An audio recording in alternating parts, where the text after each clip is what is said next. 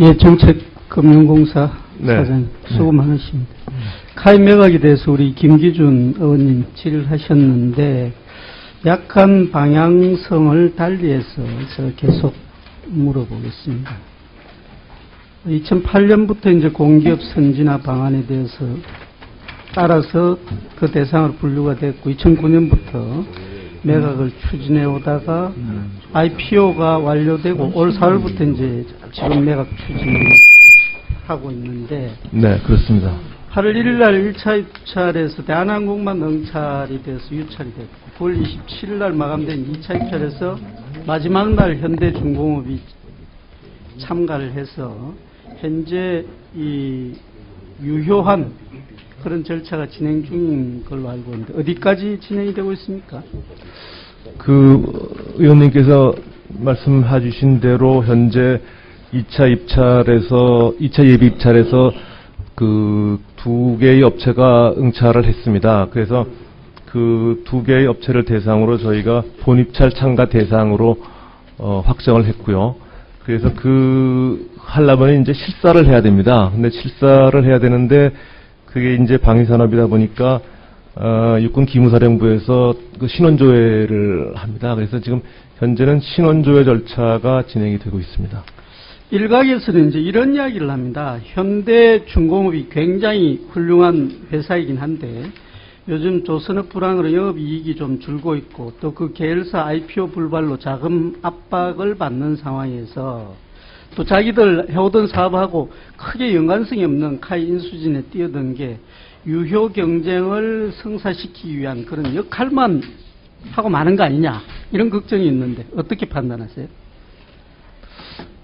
글쎄요, 저희 매각을 주관하고 있는 저희 공사의 입장에서는 응찰자가 의도가 뭔지를 속내를 알 수는 없습니다만 저희가 판단하기로는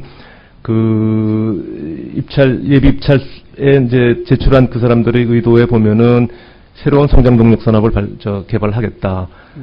그리고 기존의 앞으로 항공산업의 그 중요성을 자기들은 인식을 하고 있고 또 그동안 현대중공업이 이 군함이라든가 잠수함이라든가 이 선박 분야에서 방위산업을 쭉 해온 그런 경험에 비춰볼 때 자기네들은 굉장히 진정성을 가지고 여기에 임한다. 그런 식으로 되어 있기 때문에 유효 경쟁을 이 현대중공업이 무슨 이 사업 매각 과정에서 꼭 유효 경쟁을 해주기 위해서 자기를 희생해야 할 하등의 이유가 저는 없다고 봅니다.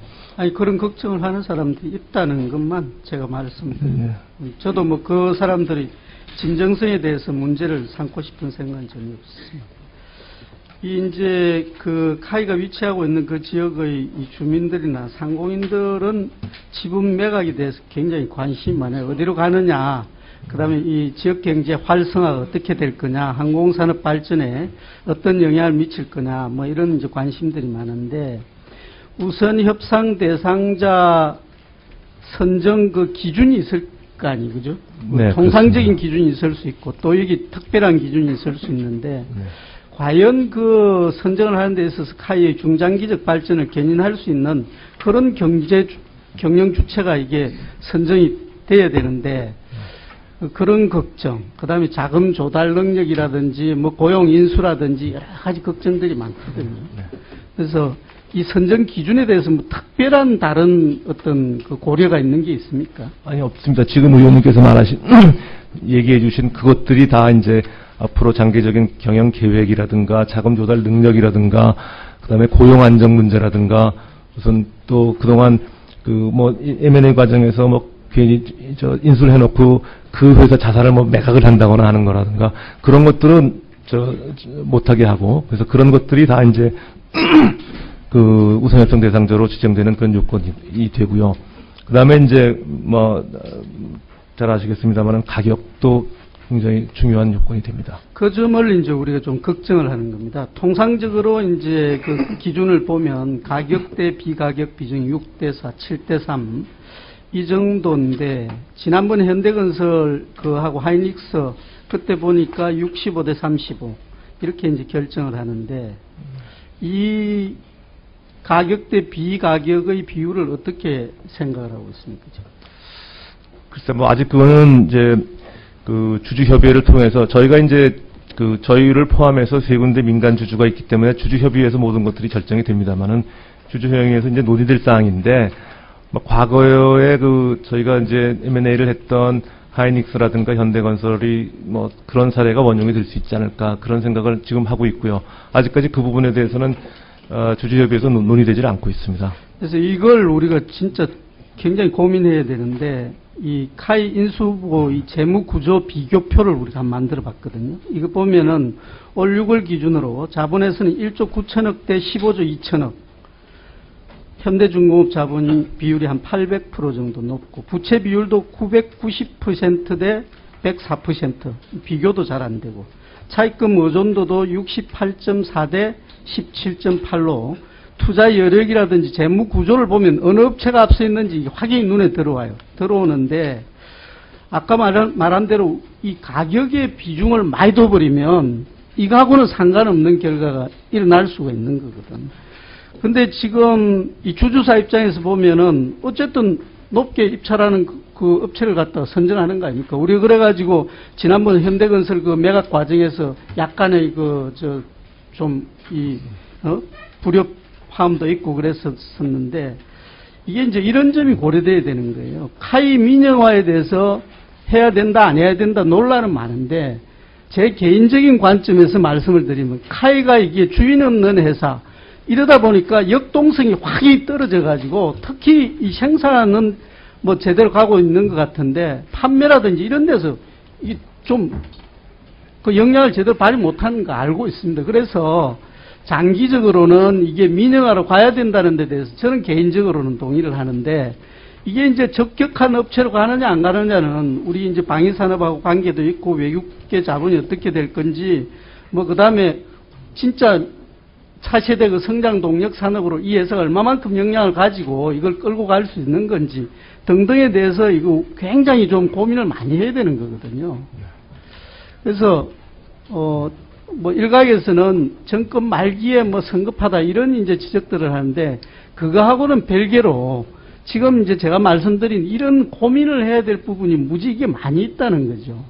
그래서 특히 이제 저희들이 관심을 가지고 있는 게, 너무 이게 민영화 시키면서 가격에 주안점을 둬버리면 우리가 고민해야 될 이런 것들을 놓치는 수가 있다는 겁니다. 그래서 이 부분에 대해서 사장님이 진짜 역할을 좀 해주셔야 돼요. 만약에 민영화가 조기에 이게 진짜 눈앞에 와 있는 거라면 이런 고민을 충분히 해야 된다는 겁니다. 바로 의원님께서 그런 걱정을 하고 계시고, 저희도 같은 컨선을 갖고 있습니다. 그렇기 때문에 이번에 저희가 매각을 하고자 하는 것이 41%만 매각을 하고, 정책금융공사가 15% 지분을 가지고 있으면서 제2대주주로 지금 남아있을 생각을 하고 있습니다.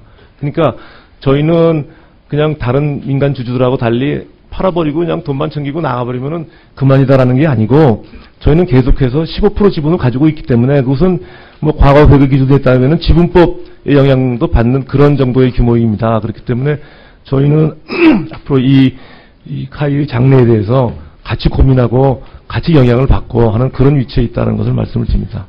어느 이 기업의 민영화보다도 이게 결과보다는 이거는 과정이 굉장히 중요하다. 정말로 이게 고민을 많이 해가면서 신중하게 접근이 되어야 된다라는 점을 다시 한번 말씀을 드립니다.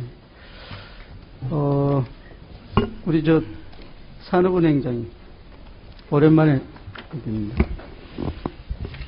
공공기관 지정 해제가 이제 우리 은행장이 부임한 이후에 이루어진 모양이죠.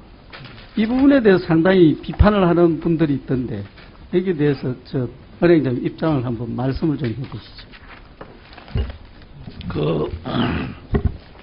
우리가 공공기관 지정을 해제를 받고자 하는 기본 이유는 산업은행을 더 좋은 은행으로 만들겠다는 그런 취지였습니다.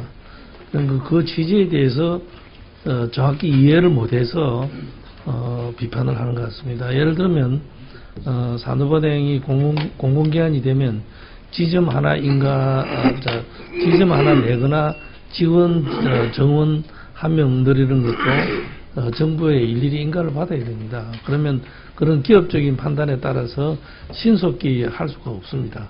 또 그리고 직원들이 잘했을 때 포상을 한다든지 이런 것도 정부 예산 기준에 따라서 할 수밖에 없기 때문에 기업 가치를 올릴 수가 없고, 과거에 정책금융을 담당할 때는 그런 기업 가치보다는 그 정책이 중요했지만 지금은 정책금융기관이 아니기 때문에 기업 가치를 올리는 것이 국가 경제에 공헌하는 길이지, 그렇게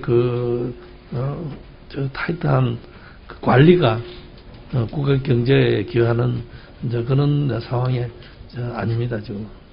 저희들이 이제 듣기로는 민영화를 전제로 이런 이제 절차가 진행된 걸로 알고 있는데, 하여튼 그 원체 광범위한 논쟁거리여서 제가 이 정리된 자료를 한번 드릴 테니까 이런 비판도 있다라는 걸 한번 보시고 업무를 처리해 주시기 바랍니다. 네, 그런데 좀 오해 있는 부분 한 가지를 좀 말씀드릴 거는, 공공기관 해제가 민영화를 전제로 한 것이 아니라 그 기업 공개를 전제로 해서 한다는 것을 분명히 제가 이야기를 했는데, 아마 일부 그 문제를 지금 사실 그렇습니다. 전문가가 아니고는 당초에 기업 공개와 민영화를 다 같이 생각했습니다. 그러니까 그래서 좀 혼동이 있은 것이지, 그 우리가 뭐 기업 공개를 민영화로 그렇게 이야기했다든지 그런 거 아닙니다. 어디까지든지. 그리고 그 다음에 우리나라에 얼마 전 뱅커스지의 그 발표에 의하면 요즘은 자본 기준으로 주로 은행 순위를 매깁니다. 그런데 산업은행이 우리나라에서 1위인데 세계에서 71위입니다. 우리 경제 규모에 비해서 이런 상태로 가지고는 앞으로 우리 경제 발전에 한계가 있다고 다 전문가들 지적합니다. 그래서 산업은행, 그러면 어느 은행을 세계적인 은행으로 만들 거냐, 그거는 기준이 대충 두 가지 정도입니다. 하나는 소위 우리 대출해서 이자를 받는 그런 부분이 반 이하여야 됩니다. 다른 은행들은 지금 80% 정도 차지하고 있고, 산업은행은 한 60%가 안 됩니다. 그런데 대충 산업은행은 이자 수입이 반이고 비이자 수입이 반만 정도로 되어 있고, 그리고 두 번째는 이제 다른 나라 세계적인 은행들은 해외 영업이 50% 이상입니다. 산업은행이 이제 해외 영업을 제일 많이 하는데도 11% 정도밖에 안 되는 수준입니다.